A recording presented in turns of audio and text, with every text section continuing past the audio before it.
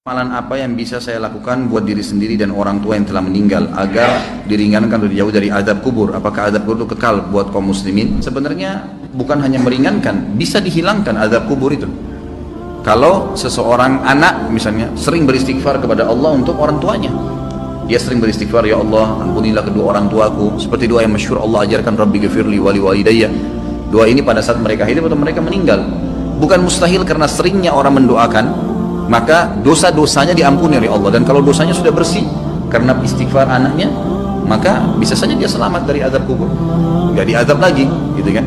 Kalau dia hanya sekedar mendoakan beberapa kali dan memang kadar dosanya belum bersih, maka azab kubur akan datang, tapi pasti memang meringankan. Cuman saya bahasakan bisa saja hilang, bisa saja hilang. Kalau penanya ini yang maksudkan adalah apa yang saya harus kerjakan selama saya hidup, perbanyak amal soleh, semua amal soleh. Jangan tinggalkan peluang apapun dalam mengerjakan kegiatan atau perbuatan amal soleh apapun, sekecil apapun, apa saja, senyum dengan muslim, bersedekah dengan 1.000 rupiah, apa saja yang kebetulan Allah sedang mudahkan di depan mata kita, jangan disia-siakan, kerjakan semuanya. Sebagaimana sabda Nabi SAW, la tahkiranna minal ma'rufi syai'a, jangan pelit-pelit dengan perbuatan amal soleh. Kita temui ada satu orang yang lagi sedih, senangkan dia, tanya ada masalah apa, hibur, berikan nasihat. Ada orang yang sedang salah, luruskan dengan nasihat. Ada orang sedang butuh, kita bantu. Ada orang sedang sakit, dijenguk. Ada orang yang sedang terdolimi, kita tolong, gitu ya. Seperti itu. Jadi memang apa saja amal soleh. Ada orang yang sedang minta-minta, kita berikan. Jadi memang kita melakukan amal-amal soleh dan tidak ya memilih-milih amal soleh tersebut. Kita tidak pernah mengetahui kadar pahala yang telah Allah janjikan. Lakukan saja. Ada satu wanita namanya Zubaidah. Zubaidah ini istrinya Harun al-Rashid. Kalau teman-teman pernah dengar ada satu khalifah Abbasi, ya, dinasti Abbasiyah namanya Harun Rashid. Orangnya sangat terkenal dengan wibawahnya, dengan kekuatan militernya. Waktu itu Islam sangat berjaya gitu. Istrinya namanya Zubaidah, terkenal sekali. Zubaidah ini suka bersedekah sampai sekarang kalau Bapak Ibu sekalian lagi melewatin antara Arafah ke Muzdalifah, itu ada seperti benteng, bangunan lama gitu, cukup panjang berapa kilometer, itu dibangun oleh Zubaidah untuk memberikan minum jemaah haji karena sukanya beramal saleh gitu. Subhanallah, dinukil dalam buku-buku yang tujuannya menceritakan masalah keimanan. Pada saat Zubaidah meninggal, maka ada salah satu dari kerabatnya mimpi melihat Zubaidah. Lalu kerabatnya ini menanyakan, yang sering dibantu oleh Zubaidah, bagaimana Allah balas kamu dengan pancuran air yang kamu buat berapa kilo itu di Arafah? Kata dia, tidak ada satupun yang saya dapatkan pahala karena saya melakukannya riya untuk manusia. Lalu bagaimana keadaanmu? Kata kerabatnya, dia bilang, Allah telah mengampuni saya dengan sholat malam 2 rakaat sholat malam yang saya rutin jaga setiap malam. Justru karena itu Allah ampuni. Kita nggak pernah tahu amal soleh mana yang Allah ampuni dosa-dosa kita. Maka kerjakan semua amal soleh, semua, jangan dipilah-pilah. Ada teman-teman subhanallah masuk masjid, ada kesempatan sholat sunnah qabliyah, enggak, duduk sibuk dengan HP-nya. Ada kesempatan lagi macet jalanan, bisa buka HP untuk baca Quran, bukan baca SMS, baca Al-Quran, beberapa ayat bisa dilakukan sebenarnya, gitu ya.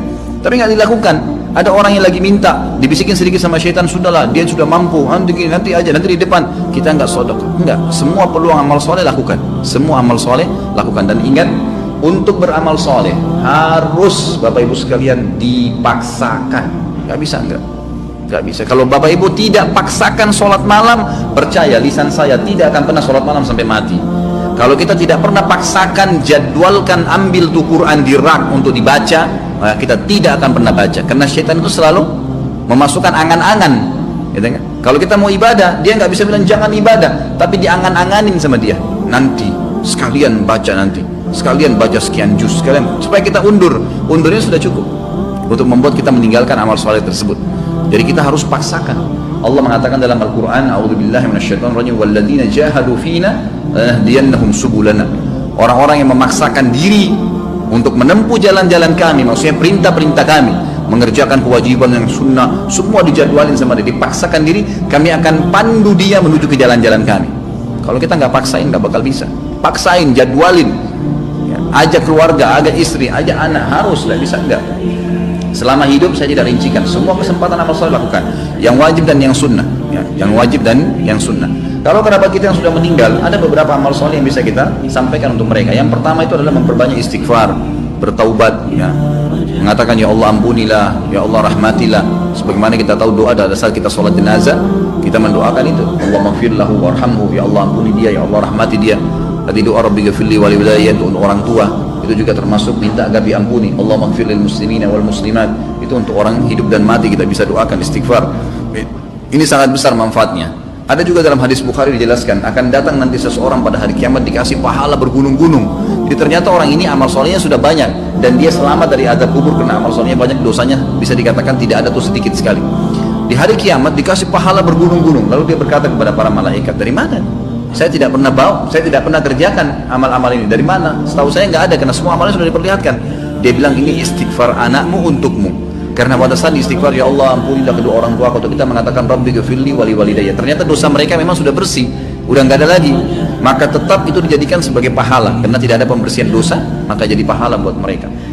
Kemudian ilmu yang bermanfaat yang dia milikin, yang pernah diajarkan kepada kita, makanya saya sarankan orang tua agar selalu tiap hari berbicara dengan anak-anak, titipkan selalu pesan-pesan agama kepada mereka, masalah sholat, masalah apa saja, maka mungkin mereka akan jadikan sebagai prinsip hidup. Itu ilmu yang bermanfaat. Karena tidak semua orang bisa jadi penulis. Kalau antum bisa jadi penulis itu sangat bagus, menulis banyak karya tulis kemudian dibaca oleh orang-orang, itu sangat luar biasa. Seperti Syekh Abu Bakar Jazair sekarang, bukunya yang kita bedah ini, beliau sudah meninggal rahimahullah dan kita bisa belajarin ilmunya gitu kan. Tapi kalau tidak, maka apa saja. Termasuk ulama mengatakan kalau seorang ibu mengajarkan anaknya cara masak dan dia praktikin dalam hidupnya, itu ilmu yang bermanfaat. Seorang ayah mengajar anaknya untuk ke masjid, laki-laki misalnya, mengajar anak-anak untuk mewajibkan mereka untuk pakai jilbab, lalu jadi prinsip hidup mereka, itu semua ilmu yang bermanfaat. Itu semua ilmu yang bermanfaat. Kemudian sedekah jariyah yang ketiga, sedekah yang berjalan terus, ya, program-program perbaiki masjid, ya, rumah anak yatim. Dan ada di sini yang saya ingin ditiberatkan, yang banyak dilupakan oleh kaum muslimin, ya. Kita masih jarang sekali berpikir untuk membiayai para dai-dai dan ulama-ulama kita. Ada tulisan buku yang insya Allah juga sudah saya tulis, ya, insya Allah saya terus akan penuhi poin-poinnya. Saya judulnya itu wahai muslim muliakanlah ulama. Kita kadang-kadang berpikir atau belum berpikir, ya, kalau bertemu antara seorang alim ulama memang dia sangat luar biasa ilmunya. Bertemu antara dia, kata ulama, ini pendapat para ulama, seorang alim bertemu dengan seorang fakir miskin, tapi si alim juga ini kehidupannya pas-pasan, yang mana didahulukan? Kata para ulama, si alim yang didahulukan dari si fakir miskin. Nah, dia juga dalam orang miskin. Kenapa? Karena satu orang alim itu bisa memberikan manfaat kepada jutaan umat dibandingkan dengan orang fakir miskin yang tidak punya ilmu. Sampai pada tingkat itu. Kalau di Saudi ada sponsor dai, ada pembiayaan para ulama. Tidak ada ulama itu yang sengsara. Kalau di Timur Tengah, mereka disiapkan segala-galanya oleh kerajaan atau oleh kaum muslimin yang membiayai mereka. Ini juga hal yang mendasar. Itu bisa menjadi sedekah jariyah karena pada saat dia ternyata melakukan, ya, taklim, dia bisa nulis buku, ya, dari sumbangan harta yang kita kasih, maka itu kita akan punya andil. Masjid dibangun, rumah anak yatim, memperbaiki janda-janda, rumah-rumah janda, kemudian membantu kaum muslimin kayak sekarang yang lagi, ya, tersiksa, ditampung mereka, kita sumbang. Itu semua hal-hal mendasar yang bisa menjadi perbanyak, ya, amal kita nanti pada saat meninggal. Kemudian haji dan umroh ini juga dibolehkan bagi orang yang hidup menghajikan dan mengumrahkan orang yang sudah meninggal atau orang yang sudah tidak mampu. Hadis Bukhari menjelaskan masalah itu. Seseorang datang kepada Nabi SAW berkata, ya Rasulullah, sungguh ya Rasulullah, orang tua saya, ayah saya sudah tidak mampu mengadakan perjalanan haji, umroh, bahkan musafir, tapi masih hidup, sudah tua sekali nggak mampu. Apakah boleh saya haji dan umroh untuknya? Kata Nabi SAW, umroh dan hajilah untuknya. Berarti orang tidak mampu boleh.